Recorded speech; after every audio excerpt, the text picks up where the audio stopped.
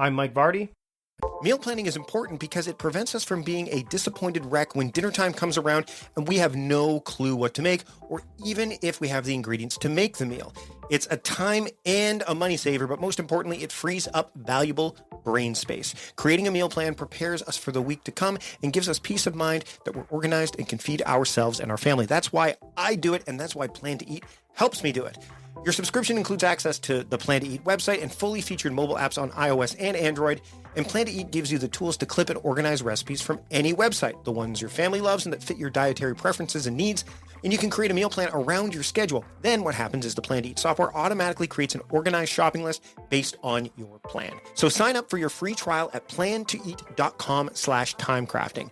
That's plantoeat.com/timecrafting. The coupon will be automatically applied to your account and can be used when you're ready to subscribe. It's valid for new customers only. Give Plan to Eat a try today. And this is the Productivityist podcast.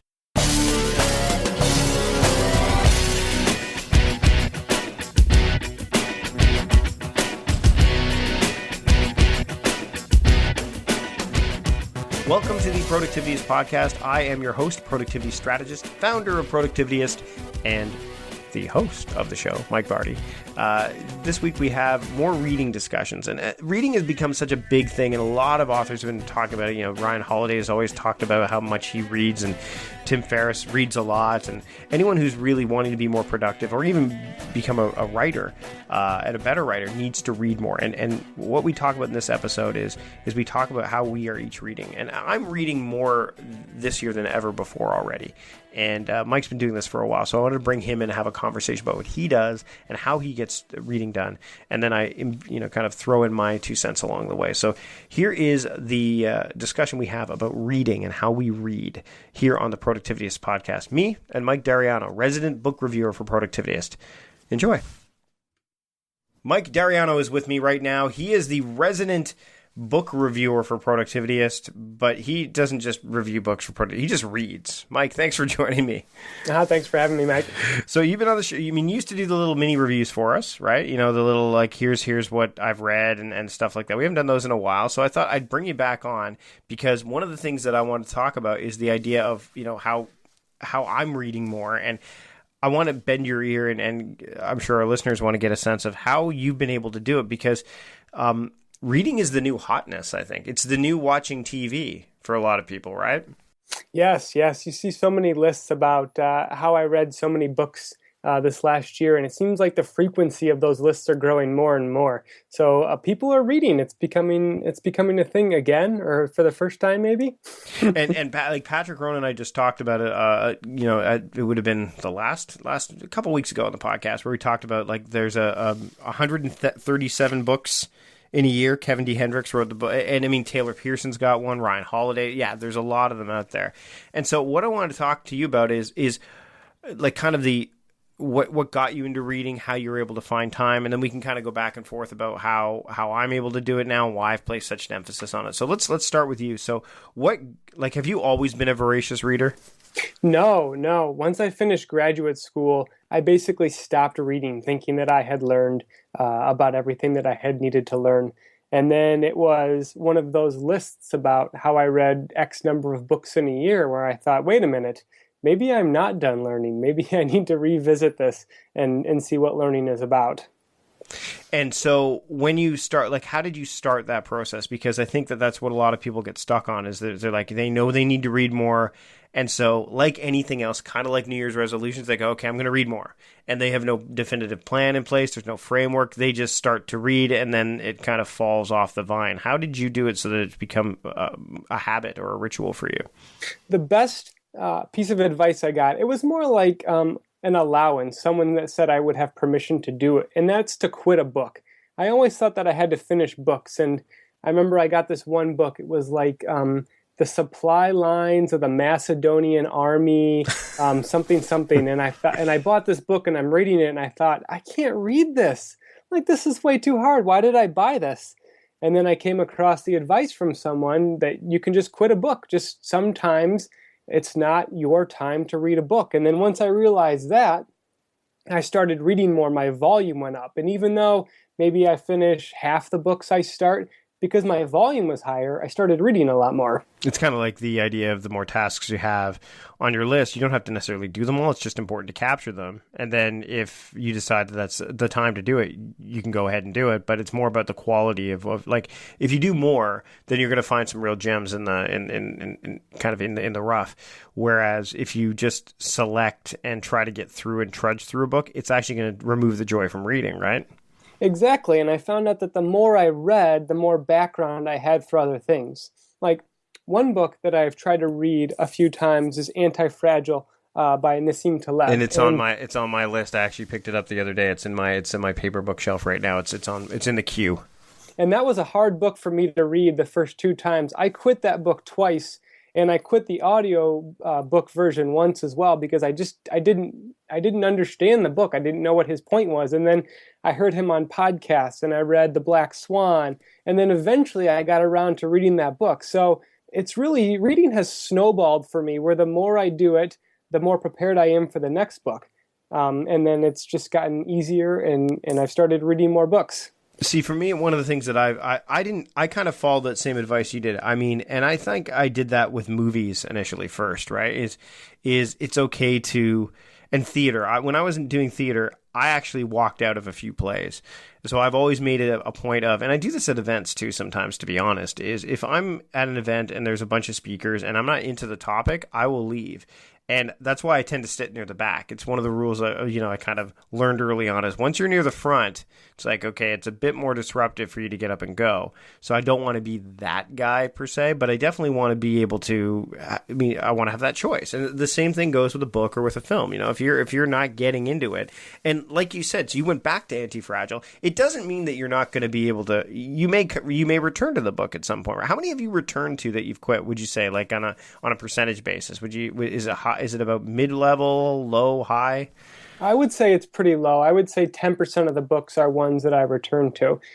Because the more you read, the more you realize that a lot of books cover the same things. Like a lot of books will have, the same research on something, or they'll have the same example. And once you get that, you sort of get that, and you don't need to touch a book that retreads that same ground, Right. Now, I'm trying to, as I'm reading more books, I'm trying to figure out, and I think I've got it down pretty solidly as to when to read, because a lot of people will also say, okay, that's great. I now know that I can quit a book, but when should they read? How do they fit that into the day? Because just like exercise, right? It's that whole idea that I don't have time. But I'm doing this workout routine right now as part of the Dad Summit. And one of the things you do is you do 15 minutes of exercise, then you do 5 minutes of meditation, and then you do 10 minutes of personal development, which is often reading. And I find that really helps. But I've been doing the reading beforehand. Like I read all over the place. So and I think of that advice in that book that I mentioned earlier, that Patrick talked about. Every opportunity that the guy had, he had a book with him. Instead of picking up his phone and going through Facebook, he's reading. Is that kind of how you attack it? Is it, or do you have specific times you say, okay, I've added it to my morning or evening routine, and this is when I read? So I read first thing in the morning. I found that when I get up, I usually have an hour, maybe 2, before the rest of my family wakes up, and that time is best spent if I'm reading. I don't write as well during that time. I don't edit as well. Even exercise, I don't tend to prefer. So if I can read for the first hour of the day, that's the best reading time I have.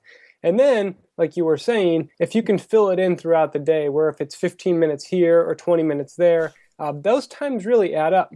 One thing that I do is I always take a book with me when I go to pick up my kids at school. And I know that if I leave a little early, I can get maybe 10 minutes of reading in the car.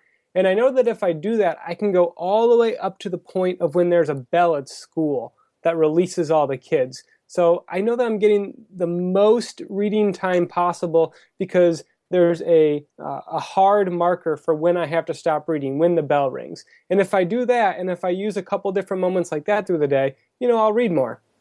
It's funny. I was getting a physical done a couple weeks ago, and I had to go get some blood work done. And so I had to go to they have a lab clinic that you go to get your blood work done. And I brought Quiet with me because that's the book I'm actually currently reading as we're recording this. So I'll have probably done it for about 2 weeks by the time this episode goes out. But I showed up at the clinic and there was a waiting list. So I had my phone with me. It was fine. It was early in the morning. It was actually earlier in the morning than I would normally leave the house, but I wanted to make sure I got it in because it was one of those blood tests where you have to fast, so you can't eat beforehand. And so I brought the book and I sat and I read until it was my turn. And everyone else there was quite fascinating. Either people didn't bring anything and they were expecting magazines, of which there were none in the waiting room, or they were on their phones, like just knee deep in their phones, probably checking email or Facebook or whatever. And I found it was just so rewarding to be able to sit there and read a book while I was waiting, because it wasn't like I'm searching for anything. When you get a magazine, you're like, okay, what can I find in here? Oh, there's nothing I like. Like, I knew I had the book with me. And I do the same thing with the kids too. Like today I'll be picking up the kids after school, and it's raining today, so I wouldn't walk to pick them up. I will bring a book and sit in the car until the kids come and meet me at the car, or until I go and get them when the bell rings. Normally, when I go pick up my kids on Tuesdays, Wednesdays, and Fridays, I'll bring, I'll either listen to my Audible books, and I'll talk about audiobooks with you in a little bit. So I'll listen to that either on the way to picking up my kids, and then I'll stop, obviously, when I have my kids with me, or when I drop them off in the morning, I'll walk and listen to an Audible book, which has replaced podcasts. And again, we can talk a little bit about podcasts and books and the difference between the two in a little bit as well. And then the other thing that I also do in the morning is I read first thing in the morning, but I don't read with my eyes. So I have Blinkist, which is the tool that I've talked about before. And Blinkist now has audio blinks, and they do 10 to 15 minutes long, depending on the book size. And I use those to kind of prime the mind, right? So to get me, and most of the books I read on Blinkist, they're all nonfiction, and they're all related to the kind of work I do, or somehow, related, even on a indirect way. So I will read, quote, one of those in the morning while I'm, preparing my coffee and doing all that stuff, because it's only 15 minutes. It gets my mind going. And, I'm not a morning person. I'm much better at reading in the afternoon or in the evening to wind down my day, as opposed to, get ready for the day. And the nice thing about using audio blinks is I get a sense of, do I want to buy this book? Or do I want to get this book? It's not, the blinks don't replace the book. They're more like, do you remember when you used to go into you remember HMV, right? It's still around. Yes. Remember when you used to be able to go in there and they had the CDs on the wall that you could listen to see if you liked, because you knew you liked one song by the band, but you didn't know if you'd like the whole album. So you could listen to the CD on the wall with the headphones and get a sense of, do I want to buy this album, or did you remember that?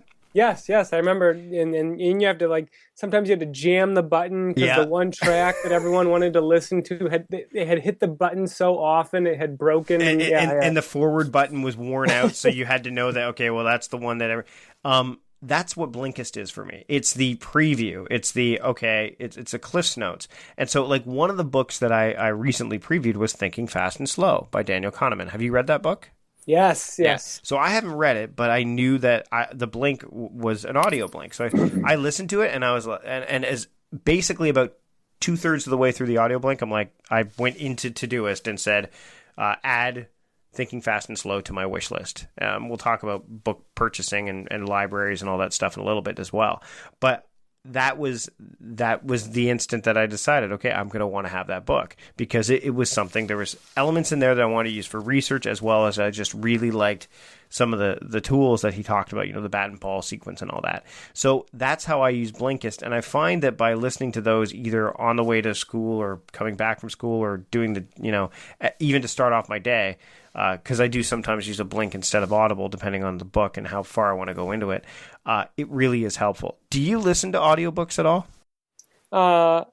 No, I really don't prefer audiobooks. But listening to your explanation of reading, you bring up something that's really that can be helpful to some people, and that's that the type of reading you do will vary from time to time. Not everything, not every way, and every time you read is going to be something that's in depth and you're pulling a lot of information from. Like Thinking Fast and Slow is a really rich book with a lot of stuff from it, and you're going to probably get more out of that book than, say, Dale Carnegie's How to Win Friends and Influence People. Not that they're necessarily in the same genre, but those two reading experiences will be different, and the Blinkist experience will be different, and the Audible experience will be different.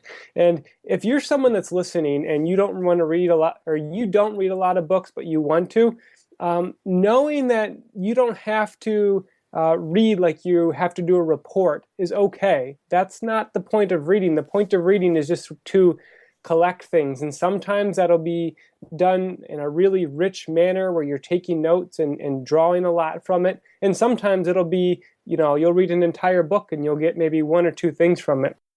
The other thing that I want to talk to you a little bit about is, do you read fiction a lot or nonfiction? What's your balance, would you say? I would say I'm 90% nonfiction. The 10% fiction I read is a pretty small percentage. And part of the reason is that I know that if I get into a nonfiction book and I am deep in it, it's almost like an addiction for me, Mike. Just the other night, I stayed up until 2:30 in the morning finishing the Winds of Radiance book. Are you familiar with this book? No, I'm not. Oh, so this is one of those science fiction fantasy books with magic and heroes and all kinds of powers and the hero's journey, the whole 9 yards. But I know if I read those books, I just get so consumed by them that it takes up too much of my time. Right. And for me, I don't want to. My wife looks at me and she's reading a lot too. She always has. She's been very voracious, but she reads a lot of fiction, and she reads it for escape. Patrick and I talked about this on the podcast as well. His wife reads for escape. I read to learn. Like I didn't go to, again, I didn't spend time in graduate school or college or anything like that. So when I was done high school, my reading of nonfiction books was essentially done. And there wasn't a lot of nonfiction that you have to read in high school as compared to, there's a nice healthy combination of fiction and nonfiction that you get to read. Well, I mean, I want to read nonfiction. I want to learn more along the way. So for me, that's what reading is for me. I do have some books that are fiction, but I'd say my spread is about the same as yours, 90% nonfiction to 10% fiction. Now, what about getting books? Like, I mean, I talk about Blinkist as kind of like a pre-screening. Do you you obviously don't use Audible very much. I love my Audible subscription. It's one of the things that I really pride on. In fact, the latest book I read as of this recording was Originals by Adam Grant. I don't know if you've looked at that one yet. You read Give and Take. I know that, right? Yes, I read Give and Take and I liked it. So here's my question about Audible. How do you take notes in Audible? How do you have, I know there's a bookmark feature. That's how I use it. I use the bookmark feature. So if I find something, I skip back 30 seconds and then hit the bookmark button. Okay. So that way I can keep track of them. There's a few books that I've done this with. The Score Takes Care of Itself by Bill Walsh. Obviously Originals. And I'm now reading The Practicing Mind. And that one's a shorter one. And what I found is Originals was a great read. I may even buy I don't know if I'll buy the paper version of it. I know I'll probably buy the paper version of Give and Take. But for me, I wanted to read some lighter Audible fare, and not in terms of like lighter nonfiction, just not as many hours. Originals was over 10 hours long. So, which is fine, but I want to read like something so I try to mix it up. So I'll have like a 10-hour book and then a 3-hour book or a 4-hour book. So right now the book I'm reading is only 4 hours long. So that'll be done in like 2 or 3 days. And what I do is the Audible book, again, like you said, it's not about, how you read, it's that you read. And so for me, that book will be read at certain times of day, like again, prepping dinner, walking to pick up the kids, that kind of thing. Whereas my reading of like digital books or paper books will happen when I'm actively just not doing anything else but reading. So yeah, I literally, like cooking dinner one day, Bill Walsh would say, here's the list of 10 things that I think a leader should have. And I hit the 30-second back button and hit bookmark, and that way I'd know. And so you see, I mean, I have probably in some books about 10 or 15 bookmarks, and I just review them later when I want to go back and do some research. And anything that I do in my, like I have in my task app, Todoist, I'll say, go back and review bookmarks from this book. And then I'll go and listen to them and then make notes that way. So it's almost like I'm doing the research after, like the reviewing is where I actively will write down the thoughts that came to mind, but it's about capturing it in that moment. Because you're right. If I didn't do that, then I'd be like, what did he say about behavioral psychology and originals again about where like, younger kids are more apt to take risks than older kids. And some, he talked about procrastination and I'm like, oh, bookmarking that chapter. There's no question that I want to see procrastination can be good. I'm like, okay, let's see. Because Adam Grant is a tremendous researcher along the lines of Cal Newport, who we talked about before we started recording. And so I wanted to make sure I had that. So that's how I do it. Yeah, so that's good to hear because reviewing a book can be a really helpful part too. And my favorite books, the ones that I rely on again and again, are all books that I revisit. And if you can revisit something, each time you do that, you're going to take away something else from it. So my guess is that when you review these Audible notes, you're making further connections than maybe what initially struck you about procrastination or something else. Well, and what's better about that too is that I've also read other things along the way. So I've got more context and more information to apply to it. So if I'm reading, again, Originals talks about certain things and then Rory Vaden's Procrastinate on Purpose, when I go back to review it, I'm like, oh, well, that thing that Adam Grant said in Originals applies here. So I can definitely see some crossover. And that's helpful because, again, it's not that I'm, going back and reviewing the book necessarily right away because I've already started, say, another book, but I actually have in there, I think, while I'm traveling. And this is aired after, of course, I'm traveling, but I will go in and review my bookmarks while I'm on the plane, let's say. So that way I can say, okay, here's some of the stuff. And in between that time, I've probably read another book, maybe even gotten through half of another one. So I might have even more thoughts surrounding it as related to what I've just read. So I think what it's done is it's made me a better writer already. I can feel it, but it's also making me feel like I can, to me, reading blog posts are all well and good.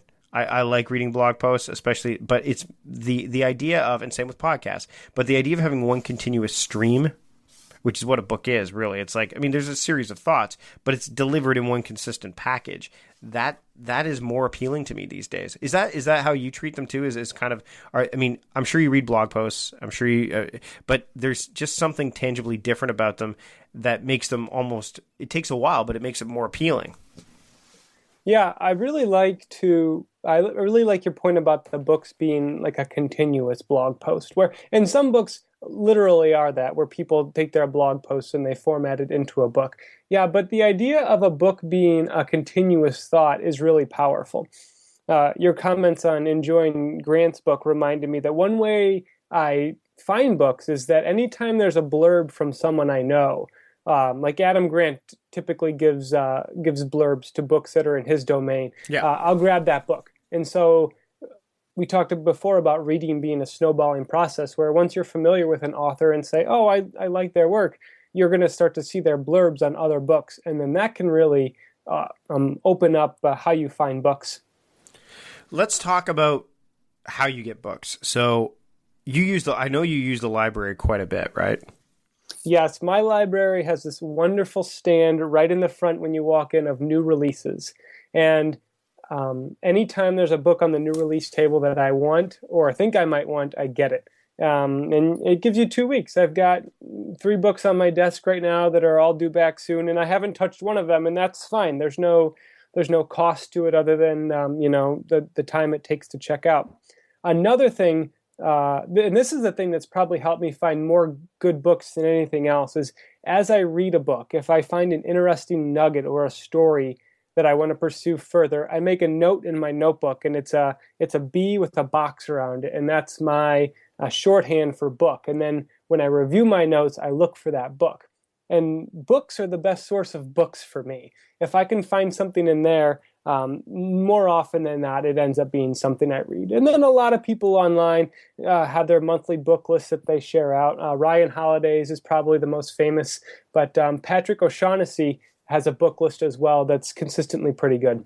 Now, what about, see, this is one of the things, like I've got a lot of books that need to be read, you know what I mean, and that I own. So that's where I'm going through right now. So I'm going to have to go to the library at some point because I don't want to be buying, I love buying books, and Ryan Holiday's got a great post about having why you should have a library at home, which I'll definitely share in the show notes.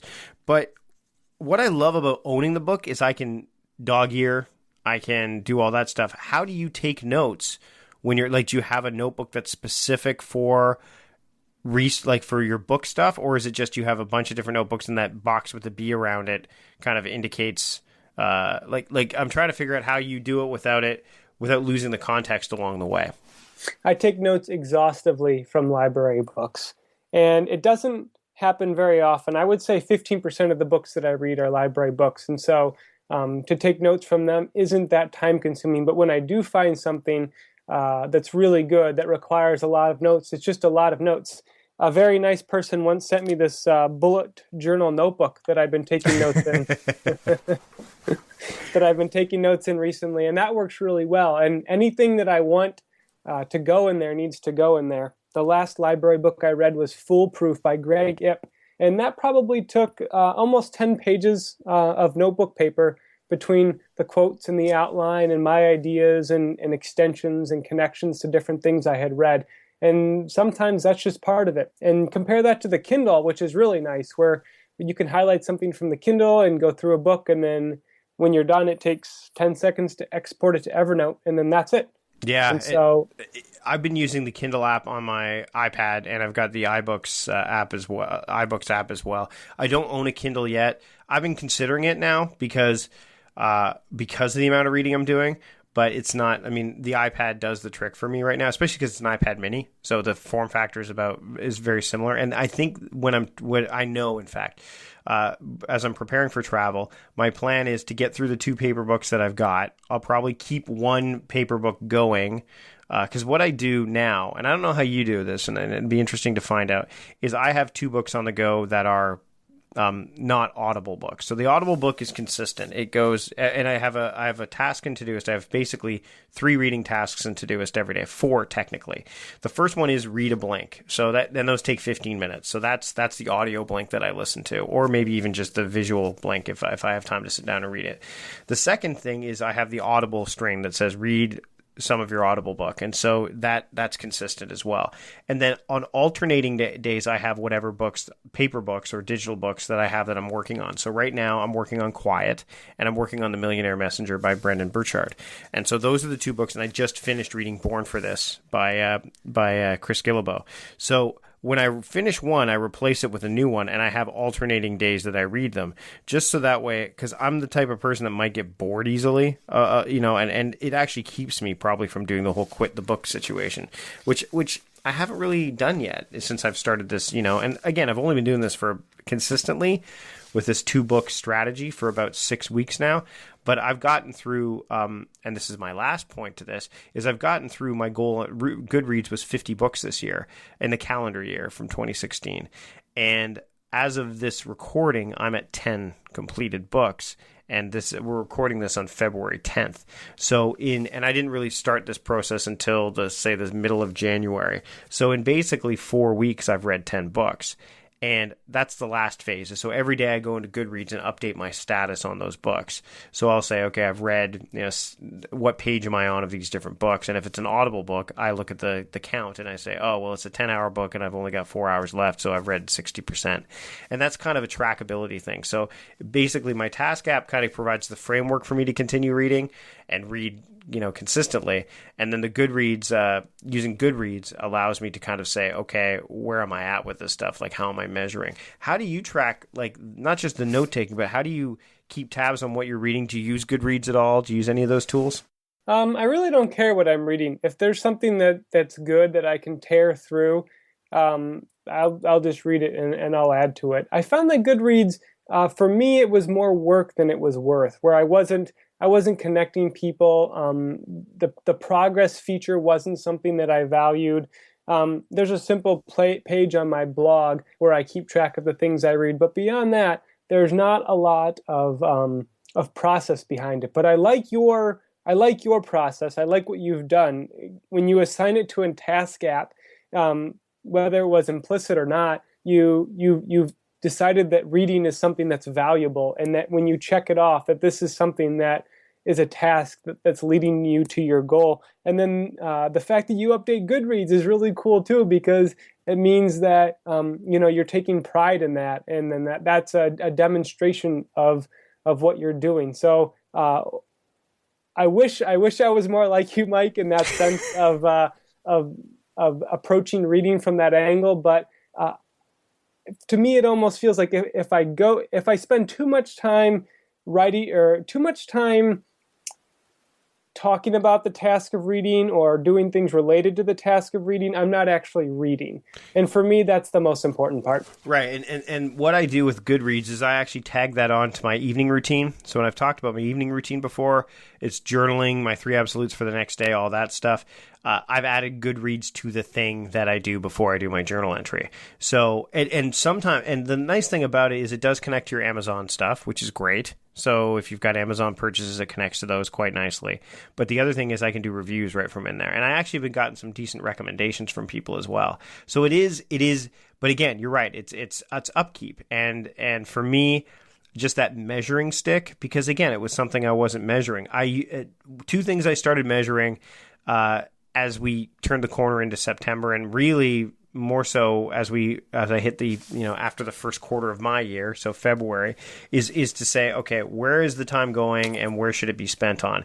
And writing and reading are the things I should be doing other than spending time with my family. So things like television watching, that's where a lot of my reading time came in from. And I think that that's something that people need to pay attention to as well, is where can you find, like, I can't find the time to read. Well, how much television are you watching? Track that. Because again, television, the nice thing about television, it's just like a book now. It never used to be. You used to have to watch the show when it was on, and that was it, right? You didn't have a choice. Now you could say, okay, well, I'm going to record this show and watch it at this time, like maybe when I'm too tired to read. Because my wife, that's something that happens with her. She said, I don't really read at night because my eyes are too tired. So I watch TV instead for like an hour instead of reading a book. Whereas for me, I'm now down to, at this point, 4 hours of TV per week. So it's, other than maybe the occasional movie, but consistently 4 hours per week, which is, pretty decent. And normally I'm on the Fit Desk when I'm doing that. What about you? Like, where did you find the pockets of time, and where do you still find the pockets of time, other than obviously the ones you've mentioned, to get more reading done, and where do you suggest people look? I think people can look pretty much anywhere in their lives. I didn't realize that I should read in the morning until I experimented with that and found out that, my workouts aren't that good compared to if I go right before lunch.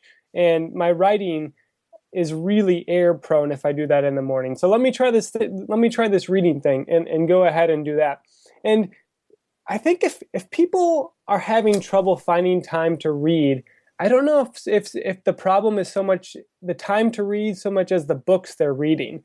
I'm constantly amazed that in the last 15 years, you have access to every book ever written, and you can find out a synopsis of it at the snap of your fingers. The fact that that's available to people, all they need to do is to take that first small step and to say, I think I'm going to try to investigate this book, because there's books out there that will change your life. After you read Thinking Fast and Slow, your socks are going to be blown off because of some of the research that Kahneman did. And the same thing with Anti-Fragile, and the same thing with a whole slew of other books. The problem, if people are having trouble finding time to read, I think they need to experiment more with finding the right books, and then the time will come after that. You know what? One thing I would recommend people do is sites like Brain Pickings by Maria Popova and Mason Curry's stuff, like anything that you want to, if you're reading blog posts, which you probably are, or checking Facebook, which you also probably are, look at some of those sites, look at some of the stuff that's drawing your attention. Like, that's one of the reasons why, there was not only did I find this in Cal Newport's latest book, Deep Work, but I also saw it mentioned on Maria Popova's site once before, the book How to Live on 24 Hours a Day. I don't know if you've read that, Mike. Have you read it? No. It's a really super short read, and it's from 1906. And it's basically, you can get it from the Gutenberg Library, which is another great source. And it's free, which is because any of those books in public domain are free for digital works. And you can get audiobooks there as well. But what it was I said, I want to learn about this because it's a book from 1906 on time management, which is over 100 years old, 110 years old at this point. I'd like to see what's changed. spoiler alert, not much has changed. but to me, that's where you could find it. So if you're reading like Medium, or you're reading like some of your favorite writers most of your favorite bloggers will have a book at some point, or they will recommend a book. Start there. Does that make sense to you, Mike? Yes. In fact, I've gotten so many great book recommendations from people on Twitter, and like big time people on Twitter. There's academic professors that I follow who have suggested books. One example was I tweeted to some mathematics professor. I said, "Hey, I'm looking for a math book that's not really about math, but can introduce me to some new ideas." And he recommended this author, John Allen Paulos, and he's written some wonderful books. It's all about storytelling and statistics and things like that. And it's not a math book, but it's a math book, if that makes sense. Yep. So almost anyone that is on Twitter will get back to you about books to read. And it doesn't matter how many followers they have or how many followers you have. If you mention me on Twitter, I will get back to you about books to read. There's lots of great places to start. You just need to go from you just need to take that first small step. Now, one of the things you mentioned, we kind of put a little document together that we were going off of, but one of the things people need to realize, it's kind of like tasks or things, ideas that you've captured, probably more like ideas where you've got lots of them available.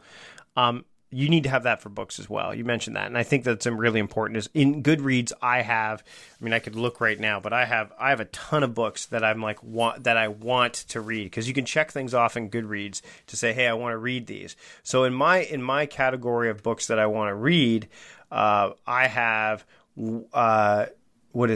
97 books that I want to read. I've read 144.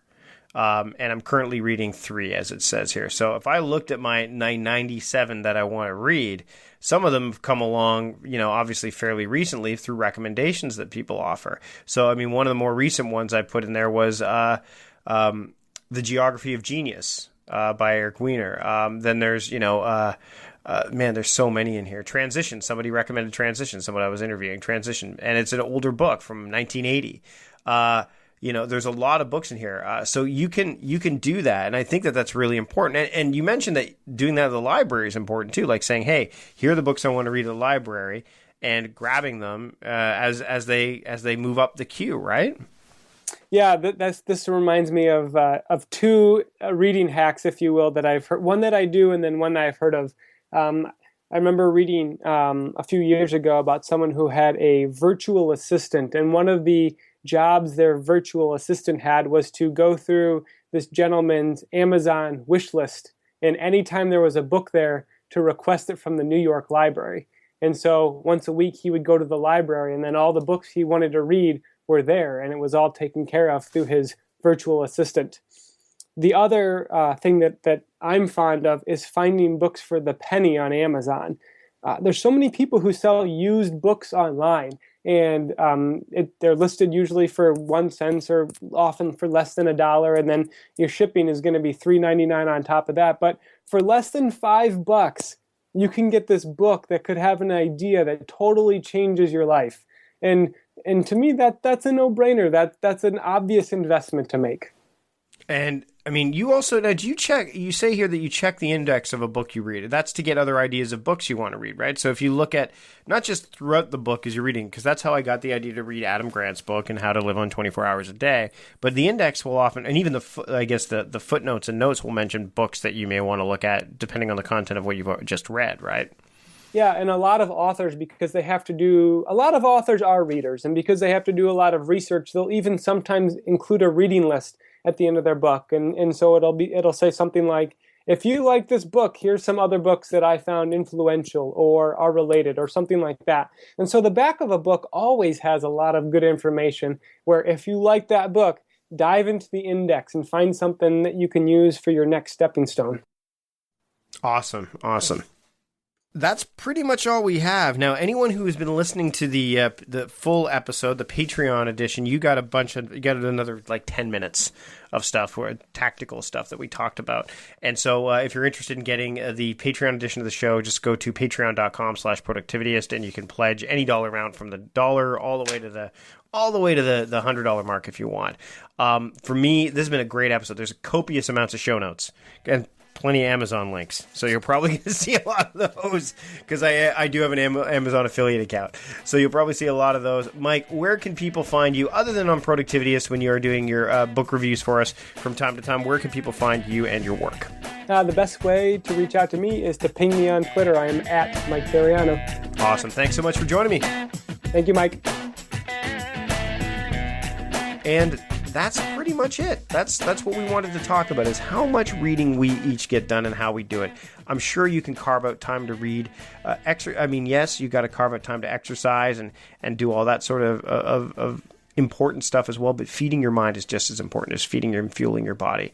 And I strongly recommend that you pick up some kind of reading habit, maybe get into Goodreads or start using Blinkist or any of those tools. And if you're a Patreon supporter, as I mentioned, you got a lot more additional material that we threw in there. So you could check that out over at patreon.com/productivityist. If you like the show, please leave a rating or review in iTunes or whatever podcasting aggregator you are using. And we'll be back next week with another episode. Until then, this is Mike Vardy, productivity strategist, founder of Productivityist and host of the Productivityist podcast, reminding you to stop guessing, start going, start reading.